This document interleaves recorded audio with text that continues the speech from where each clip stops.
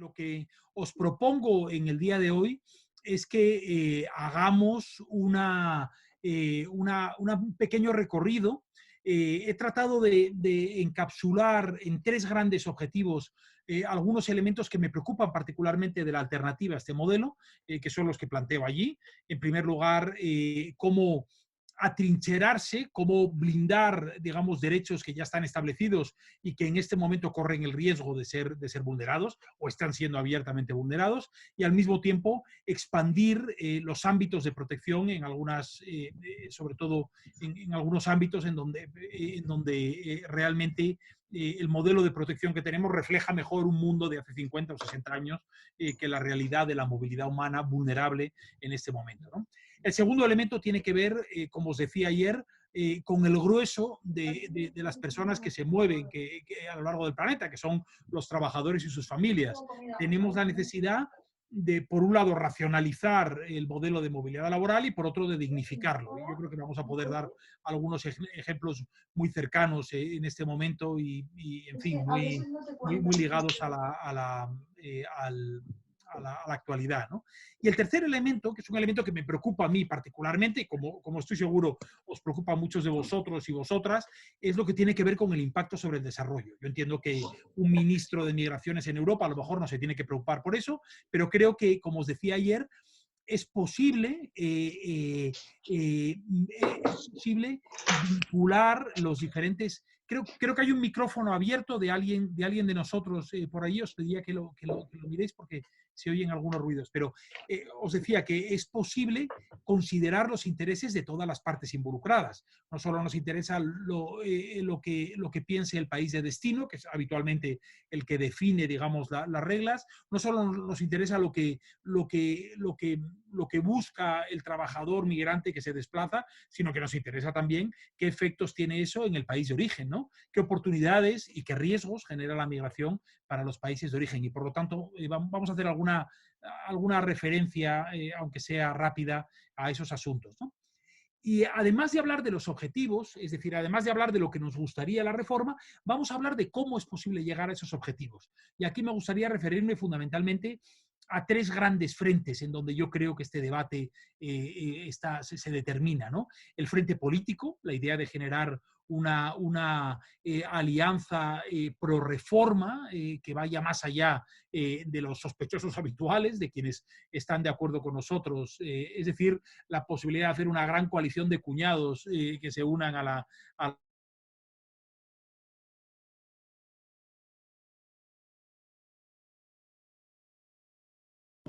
está invirtiendo un gran esfuerzo y que os contarán con más detalle y os adelantaré simplemente los elementos. Y la tercera cuestión es el elemento institucional, ¿no? Ahí utilizo una figura que es la figura del escalador. En materia de construcción institucional, básicamente para mí la regla de oro es blindar y construir sobre eso, como el escalador que va fijando una piqueta y a partir de ahí sigue escalando. Nosotros queremos ir construyendo instituciones que establezcan un suelo firme a partir del cual subamos al siguiente escalón, ¿no? Pero dejadme empezar y aquí ya me arriesgo a perder, el tiempo, pero es una figura que os quiero ofrecer aquí. En fin, este es un filósofo, quienes hayáis estudiado filosofía, a lo mejor le reconoceréis, John Rawls, un filósofo estadounidense que escribe en los años 70 un libro muy célebre, La teoría de la justicia, en la que no habla de inmigración, explícitamente excluye, digamos, los componentes internacionales, pero donde desarrolla una idea que a mí me inspira enormemente cuando hablo de estas cuestiones, cuando pienso en estas cuestiones, que es la idea del velo de la ignorancia. Y él plantea un argumento muy simple, y es: si nosotros antes de nacer fuésemos cubiertos, digamos, por un velo de ignorancia que nos impidiese saber nuestras condiciones de partida, nos impidiese saber si somos negros o blancos, si somos hombre o mujer, si nacemos con una discapacidad o sin ella, si hemos nacido en Bolivia o en Madrid, o si hemos nacido en Burundi o en Ámsterdam, si desconociésemos por completo nuestras situaciones de partida, ¿qué es lo que consideraríamos justo o injusto? ¿Consideraríamos justo que una mujer, por el hecho de serlo, cobre de manera sistemática un 30% menos que un hombre por hacer el mismo trabajo? ¿Consideraríamos justo que una persona que tiene una discapacidad no pueda acceder al transporte público de la misma manera que lo puede hacer uno con todas sus capacidades, con plenas capacidades? Sobre todo, y en lo que afecta a este debate, ¿consideraríamos justo que por el hecho de nacer en el lugar equivocado, entendedme bien el término, nuestro derecho fundamental, nuestras oportunidades de progreso estuviesen absolutamente capadas de partida, no tuviésemos la oportunidad de movernos? Porque esta idea, o una derivación, digamos, que otros filósofos como Joseph Carens han hecho de esta idea, nos plantea el argumento fundamental, que es la ética de la movilidad humana. Es decir, ¿qué derecho tenemos a impedir que una persona llegue a nuestro país buscando una vida mejor? Porque para mí, y en fin, esto es algo de lo que estoy absolutamente convencido, la carga de la prueba no está en quien quiere llegar, sino en quien quiere impedir la llegada de otros. Y es posible que existan buenas razones para impedir eso. Y de hecho yo no soy partidario de un modelo de puertas abiertas completas. Pero yo creo que esta reflexión ética, me gusta siempre empezar con ella, porque yo creo que nos ayuda a entender los dilemas fundamentales de esta reforma, ¿no?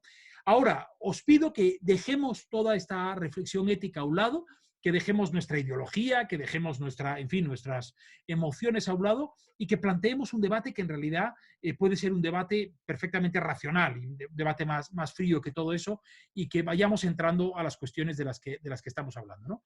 Os decía en primer lugar que tenemos que hablar de la protección de los derechos fundamentales, de los derechos que ya están reconocidos, por ejemplo, el derecho de asilo, el derecho de los menores inmigrantes, de los niños inmigrantes no acompañados, el derecho de quien está recluido en un centro de internamiento de extranjeros, tantos ámbitos en donde las políticas migratorias, como decía ayer, cruzan líneas rojas de manera sistemática.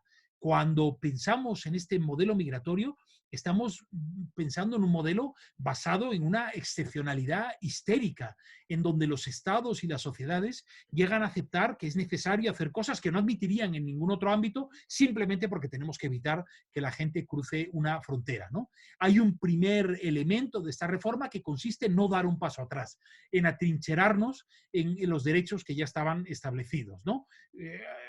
Estoy seguro que os vienen ejemplos a la cabeza. Los que he mencionado son los más cercanos, ¿no? En este momento Europa, por ejemplo, se enfrenta, yo diría, a lo que constituye un verdadero fracaso histórico en materia de protección de los solicitantes de asilo. Ha ocurrido desde el año 2014 con la crisis siria y con la crisis en Oriente Próximo, también con la gente que llega de África. Cualquier ejemplo en el que podáis pensar en la gestión de la frontera, por ejemplo, en el sur de los Estados Unidos. Estoy pensando en el corredor entre los países del Triángulo Norte, Honduras, Guatemala y El Salvador, hacia Estados Unidos. Todo lo que ocurre en esa ruta hasta llegar a la frontera y lo que ocurre en la frontera vulnera en muchos casos, o si no todo, en muchos casos, vulnera los derechos fundamentales, que esos sí ya están escritos en piedra, que son constitucionales, que no hace falta que nos los inventemos. No se trata de que pidamos que la gente se comporte mejor, se trata simplemente de que los estados cumplan la ley, ¿no? Esta fotografía lo que muestra es el desafío de los derechos que tenemos que expandir, ¿no? Cuando hablamos del derecho de protección, el derecho de protección que en este momento pues, cubre a los refugiados o a los solicitantes de asilo, es un derecho de protección que refleja un mundo de los años 50, un mundo de los años 60, un mundo posterior a la Segunda Guerra Mundial, ¿no? Bueno, ahora en este momento, en pleno siglo XXI, nos enfrentamos a necesidades de protección, por ejemplo, esta que veis aquí, la de los refugiados climáticos o la de los desplazados forzosos por shocks naturales extremos, que en este momento no están recogidos en la legislación internacional, aunque algunos países sí lo consideran, como es el caso de Brasil, ¿no? Tenemos el desafío de renovar las normas de protección internacional para ajustarlas, digamos, a la realidad del siglo XXI, ¿no? Este es el primer elemento en el que quería entrar. Segundo elemento que me parece fundamental, que es el que tiene que ver con la movilidad laboral. Os recuerdo el dato que os daba ayer: 28 millones de refugiados en el mundo, 280 millones de migrantes. Aunque no todos los que no son esos 28 millones son estrictamente trabajadores, porque hay perfiles mixtos, por lo menos en un número indeterminado, la realidad es que la inmensa mayoría de quien se mueve son trabajadores que se mueven en condiciones mucho menos dramáticas, ¿no? Y en este caso, cuando hablamos de movilidad laboral, de lo que estamos básicamente es de regular lo que constituye un mercado.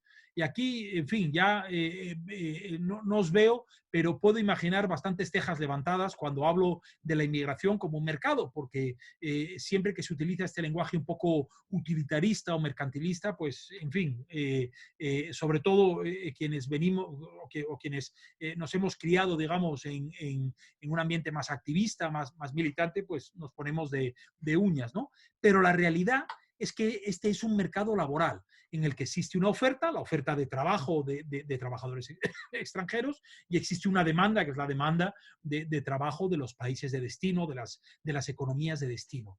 Y la realidad es que toda la racionalidad que aplicamos en cualquier otro mercado, es decir, la racionalidad de un mercado que se autorregula hasta cierto punto, es decir, donde permitimos que los operadores funcionen con relativa libertad y en donde el Estado o las leyes intervienen para garantizar unas reglas del juego, en primer lugar, la protección de los derechos de todos los que intervienen, eso de alguna manera mágica desaparece cuando hablamos de trabajadores extranjeros. Las reglas que se aplican a los trabajadores extranjeros son reglas perfectamente insensatas desde un punto de vista económico. Reflejan mejor una economía autoritaria, intervencionista, casi de tipo socialista clásico, que una economía abierta de mercado, en fin, con todos los matices que le queráis dar, ¿no?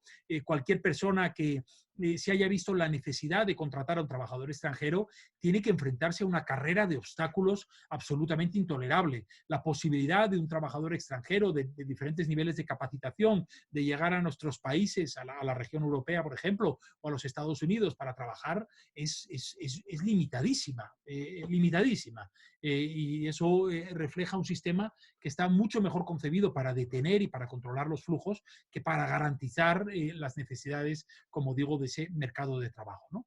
Pero no todo el mundo funciona de esa manera. Aquí os planteo un ejemplo, que es el caso de Nueva Zelanda. Nueva Zelanda es un país pequeño, es un país de 4 millones de personas, pero es un país que demuestra, tanto en el fondo como en las formas, porque la realidad es que el gobierno de Jacinta Ardern es un gobierno, en fin, que en su discurso yo diría que es uno de los gobiernos que mejor refleja lo que a mí me gustaría que fuese un sistema migratorio, pero es un país que ha reducido mucho todas esas cautelas con las que operamos en Europa o en Estados Unidos o en muchos otros sitios, porque esto no es un problema solo de los dos grandes, de las dos regiones más desarrolladas del mundo, ¿no?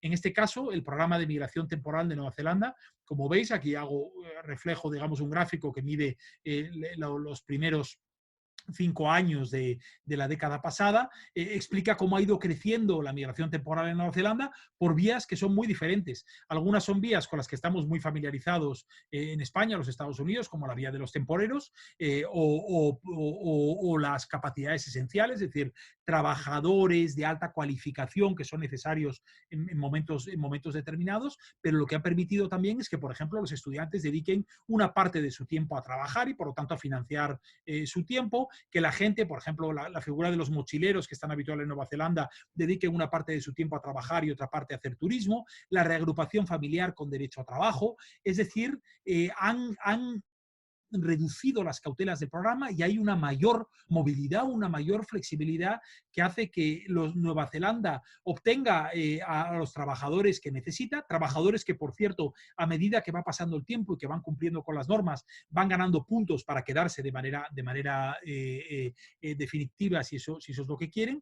Y, en fin, yo sé que estos 193.000 personas que había en el año 2015-2016, a lo mejor no son tantas, pero pensar que estamos hablando de un país de 4 millones de habitantes, es decir, que estamos hablando prácticamente de un 5% de la población. Si pensásemos en el caso de España, estas cifras son un sueño absoluto, ¿no? Cuando pensamos en la racionalización del sistema de trabajo, nos damos cuenta de que en situaciones extraordinarias, de repente todas las barreras insalvables que hasta hace unas semanas, en fin, no había manera de tumbar, de repente desaparecen mágicamente, ¿no? Y nos encontramos con que España, Estados Unidos, Bélgica, Alemania, el Reino Unido, en este momento están compitiendo entre ellos por atraer el talento extranjero precisamente en ámbitos que son absolutamente fundamentales para hacer frente a la lucha contra el COVID o para garantizar el funcionamiento de los estados durante una pandemia como esta, ¿no? Estoy pensando, por ejemplo, en puestos que tienen que ver con la atención hospitalaria, ¿no? Es decir, todo el sector sanitario, el sector de los cuidados, pero también, por ejemplo, en sectores de recogida de la fruta y de la verdura para garantizar el aprovisionamiento y en tantos otros ámbitos, el reparto de más o menos cualificación en donde los inmigrantes juegan un papel absolutamente fundamental para sostener nuestras economías. No hay economista con dos dedos de frente o que no sea ciego, sordo y mudo que no pueda reconocer la contribución, como os decía ayer, de los inmigrantes a la economía, ¿no? Bueno, si los gobiernos, como dirían mis hijos, en fin, en términos muy ilustrativos, se tienen que meter la lengua en el cuco en este momento y tienen que dar marcha atrás con respecto a todo lo que dijeron en el pasado por razones extraordinarias, ¿por qué no aprovechar esta oportunidad para hacer que lo extraordinario se convierta en ordinario, ¿no? El gobierno español, por ejemplo, hizo promesas en este sentido al principio de esta legislatura, el ministro Escrivá, sugiriendo que teníamos que racionalizar este sistema, entre otras cosas, para garantizar la sostenibilidad de nuestras pensiones en el futuro, ¿no? Un asunto al que me refería antes, ¿no? Fijaos que el lenguaje que utilizo puede ser considerado un poco utilitarista o mercantilista, pero también hay algo de utilitarismo y de mercantilismo en este debate. No todo es una cuestión de derechos. No tenemos un derecho natural, por lo menos no por ahora, a residir o a trabajar donde queremos, pero podemos incorporar este argumento al debate público de una manera, yo creo, más eficaz y más inteligente, ¿no? Por lo tanto, segundo ámbito, racionalizar el mercado de trabajo, por supuesto, dignificar el mercado de trabajo, es decir, no solo queremos más inmigrantes, no solo queremos un sistema más flexible, sino que queremos inmigrantes, trabajadores inmigrantes, exactamente con los mismos derechos. Yo aspiraría a alguno más incluso de todos, es decir, a elevar el nivel del mar en este sentido, con los mismos derechos que los demás trabajadores. No queremos economía sumergida, no queremos inmigrantes, esto con una precariedad añadida a la que ya tienen los trabajadores nacionales en todos los demás ámbitos, ¿no? Tercer elemento que es absolutamente fundamental, que es el impacto sobre el desarrollo. Este gráfico que os pongo aquí, que es un gráfico que viene del Comité de Ayuda al Desarrollo de la OCDE, es un gráfico que explica una de las herramientas, digamos, de transmisión de impacto positivo de las migraciones sobre el desarrollo, en concreto la que tiene que ver con la financiación del desarrollo y con la financiación de los países pobres. Este es un cuadro que, si lo veis aquí, lo que hace es distribuir cuál es la importancia relativa de las diferentes vías de financiación del desarrollo, ¿no? La más importante es esta, la inversión extranjera directa, que en el último año, esto lo puede cambiar la crisis, pero en el último año constituía prácticamente 4 de cada 10 dólares que recibían o cada 10 euros que recibían los países en vías de desarrollo en materia de financiación, ¿no? Pero si os fijáis, el segundo gran elemento de financiación del desarrollo son las remesas personales, es decir, el dinero que los migrantes envían a sus familias o sus comunidades de origen y que constituyen una cantidad que en el año pasado, en el año 2019, superaba los 420.000 millones de dólares. Una salvajada que constituye 1 de cada 3 euros o 1 de cada 3 dólares que reciben los países en vías de desarrollo. La ayuda al desarrollo constituye menos de la mitad de las remesas que envían los inmigrantes, ¿no? Es verdad que la ayuda al desarrollo tiene otros componentes. Está directamente dirigida a financiar programas de desarrollo. Las remesas, pues en fin, uno se puede comprar con las remesas una televisión grande. No quiero decir con esto que ese consumo no tenga un efecto positivo en la economía de un país, pero la realidad es que la ayuda al desarrollo tiene un impacto más directo en el desarrollo. Pero en términos de magnitud, las remesas juegan un papel absolutamente fundamental. Constituyen un colchón fundamental de las familias, un colchón, por cierto, contracíclico. En momentos de crisis como el que estamos, las remesas no se reducen y las remesas continúan, digamos, sosteniendo la renta de las familias, de un modo que la ayuda, por ejemplo, es mucho más cíclica, la ayuda, digamos, refleja mucho más la situación relativa de los países, como desgraciadamente vamos a ver en los próximos meses, ¿no? Pero las remesas son, digamos, muy espectaculares en términos de la magnitud económica, pero son solo una de las vías por las cuales los migrantes contribuyen al desarrollo de los países de origen. La circularidad del talento, la circularidad, del emprendimiento, la capacidad que tienen los migrantes de fomentar la innovación, de mejorar la situación, digamos, los valores democráticos en los países de origen, la capacidad que tienen de educar y de hacer pedagogía en los países de destino para comprender mejor la realidad de los países de origen. La literatura está plagada de todos estos ejemplos que lo que hacen es ilustrar las oportunidades de las migraciones para el desarrollo, ¿no? Tenemos la oportunidad de optimizar ese equilibrio, de optimizar esas oportunidades. Tenemos la oportunidad de diseñar políticas de desarrollo que lo que hagan es multiplicar esas oportunidades y reducir los riesgos asociados a las migraciones. Yo os doy un ejemplo muy concreto también muy cercano. Cuando pensamos en la contratación de personal sanitario en los países en desarrollo, surge inmediatamente el riesgo de lo que llamamos la fuga de cerebros. El hecho de que al contratar a trabajadores formados de los países de desarrollo, estemos descapitalizando sectores esenciales, como por ejemplo el sector sanitario, ¿no? Bueno, es posible hacer, como por ejemplo está haciendo Alemania ahora, con algunas iniciativas, como una iniciativa que se llaman los partenariados globales de capacidades, es posible formar y contratar a personal especializado en el sector sanitario, por ejemplo, en el sector de la enfermería en países como Filipinas, y al mismo tiempo dedicar una parte a la formación de personal sanitario que se va a quedar en los propios países. Es decir, se pueden lograr las dos cosas al mismo tiempo. Y para eso las agencias de desarrollo, en el caso de España, la Agencia Española de Desarrollo, en el caso de Estados Unidos, USAID, las agencias de desarrollo, los gobiernos de los países de origen juegan un papel fundamental para optimizar ese equilibrio de beneficios y de riesgos, ¿no? Para mí, estos tres elementos, incrementar la protección, racionalizar y dignificar el mercado, digamos, el sector laboral que involucra a trabajadores extranjeros y, en tercer lugar, intervenir para optimizar el equilibrio de oportunidades y de riesgos para el desarrollo, constituye una agenda en este momento perfectamente reconocible y yo diría que urgente en este ámbito, ¿no? Ahora, ¿cómo llegamos a estos tres objetivos? Me quedan 5 minutos y los voy a repasar de manera muy breve, pero espero dejaros con los elementos fundamentales.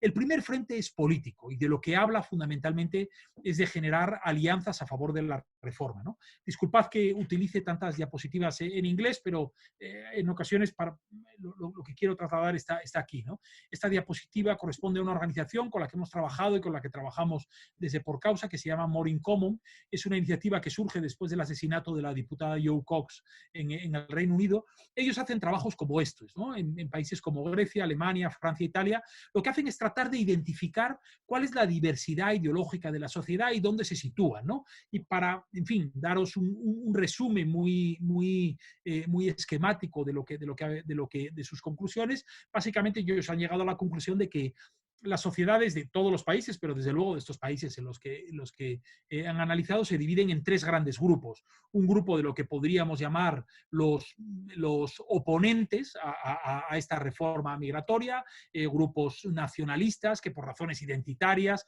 o por razones de vulnerabilidad se van a oponer a cualquier cosa que digamos. Un grupo digamos, de apoyo, de entusiastas de la reforma, gente que por razones ideológicas, por razones de justicia social o religiosas, siempre van a estar de nuestro lado, prácticamente hagamos lo que hagamos, pero sobre todo un grupo de indecisos en el medio, que la mayor parte de los casos está entre el 40 y el 60% de la población. Gente que tiene el corazón en el lugar correcto, pero después tiene miedo, tiene inquietudes, que no sabe, es decir, que se puede situar en un punto o en otro dependiendo del momento de la historia o de las razones ideológicas de la reforma, ¿no? Bueno, es ese grupo de indecisos el que constituye el objetivo político fundamental, ¿no? Creo que cuando hablemos de nuevas narrativas en el curso vais a tener la oportunidad de oír hablar más de todo este asunto, ¿no? Tenemos que conformar una coalición amplia de ciudadanos a los que convenzamos por razones que van mucho más allá de las razones ideológicas o de derechos o más emocionales, que son muchas veces las que los activistas o militantes tenemos en la cabeza, ¿no?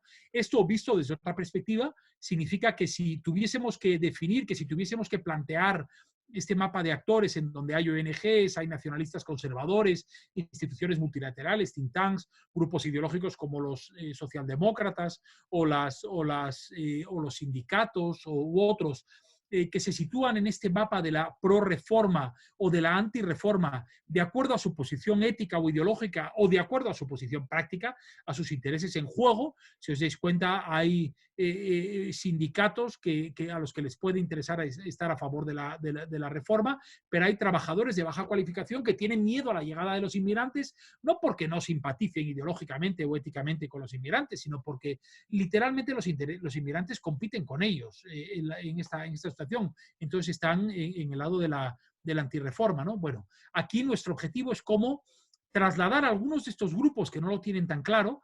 Aquí incluyo a los socialdemócratas en la antirreforma, no porque sean necesariamente antirreformistas, sino porque no son prorreformistas. Si habéis tenido oportunidad, por ejemplo, de seguir lo que ocurrió en el Reino Unido con Jeremy Corbyn, Jeremy Corbyn es un personaje que para mí refleja una política casi de película de Ken Loach, ¿no? De los años 80, una política pasada, miedosa. Jeremy Corbyn era claramente a favor de los inmigrantes, pero no a favor de la libertad de los inmigrantes para llegar al Reino Unido. Él seguía esa lógica, que es una lógica que sigue también mucha gente en ONGs o en otros, en fin, con todo el respeto a los que me estéis escuchando, y es, hay que ayudarles a no emigrar.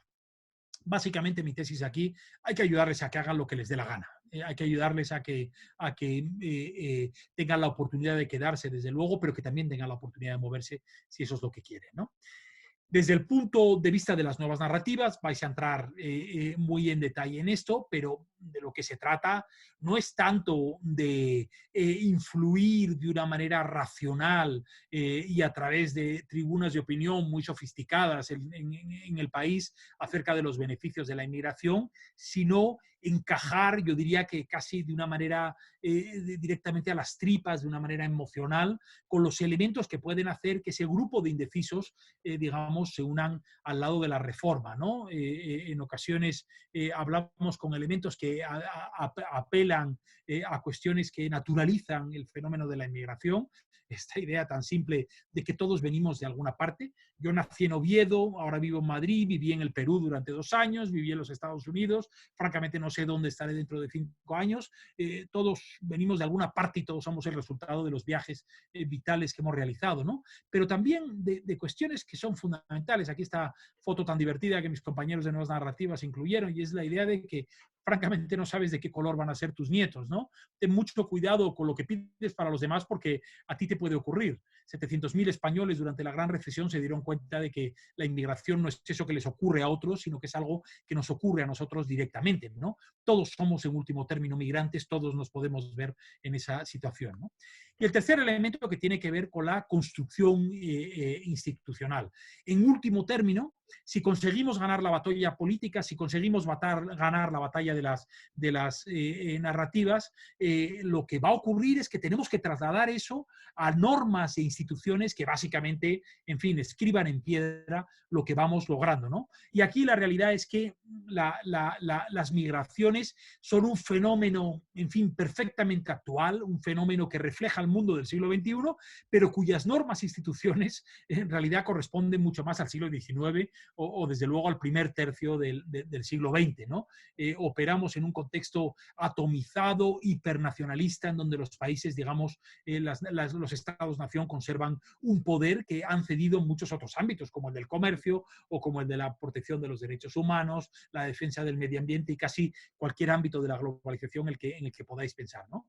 Hay intentos como el Pacto Mundial para una migración ordenada, legal y segura, que constituyen, digamos, el protointento de generar ese espacio, ese terreno de juego para la gestión global de las migraciones, pero realmente constituyen exactamente eso que he dicho, un campo de juego en el que los países pueden participar y pueden llegar tan lejos como quieran, pero realmente carecen, digamos, de los dientes o de la fuerza coercitiva que tienen otras instituciones, ¿no? Yo creo probablemente que esta es la vía más inteligente para construir esa institucionalidad, porque no vamos a poder dar un salto entre lo que ahora tenemos y una Organización Mundial del Comercio, que con todos sus defectos constituye uno de los organismos internacionales, en fin, mejor articulados y con más capacidad coercitiva en este momento. Vamos a tener que ir construyéndolo poco a poco y en este sentido me interesan enormemente, por ejemplo, los acuerdos que la Unión Europea hace con América Latina en el marco de las cumbres iberoamericanas, por ejemplo, en asuntos aparentemente tan grises pero tan importantes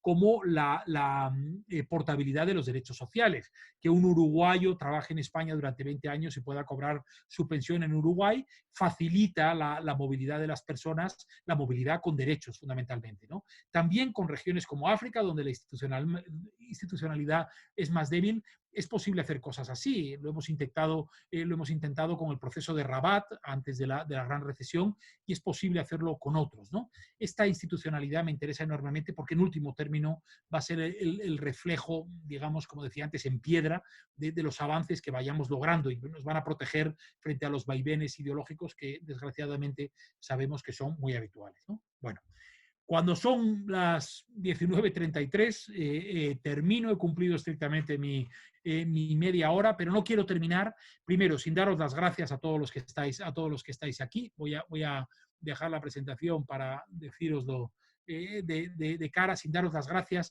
por vuestro interés, por los mensajes cariñosísimos que habéis lanzado en redes, que nos habéis enviado a Por Causa. No sabéis, en fin, para nosotros es un privilegio poder llegar a vosotros. Somos admiradores de el trabajo que tantas organizaciones, académicos, gente en gobiernos, en sociedad civil, personas que individualmente están interesadas por esto, eso es lo que va a conformar en último término estas alternativas. Yo os animo a que participéis en otras sesiones del curso, van a ser mucho más interesante que lo que yo os cuento. Yo, en fin, paso casi de puntillas por los asuntos y en las demás sesiones vais a tener oportunidad de profundizar en el trabajo que están haciendo mis compañeros. Tendremos oportunidad de vernos en la última sesión y de nuevo os recuerdo, si esto os interesa, si esto os gusta, una pequeña contribución hace mucho para nosotros. Somos, en fin, casi franciscanos en nuestro funcionamiento y poco hace mucho. Os animo a que entréis en la página de donaciones, por lo menos que os deis de alta en nuestro boletín, en nuestra newsletter, pero si os animáis a hacer una pequeña contribución, estaremos muy agradecidos. Muchísimas gracias y nos vemos pronto. Un abrazo muy fuerte a todos.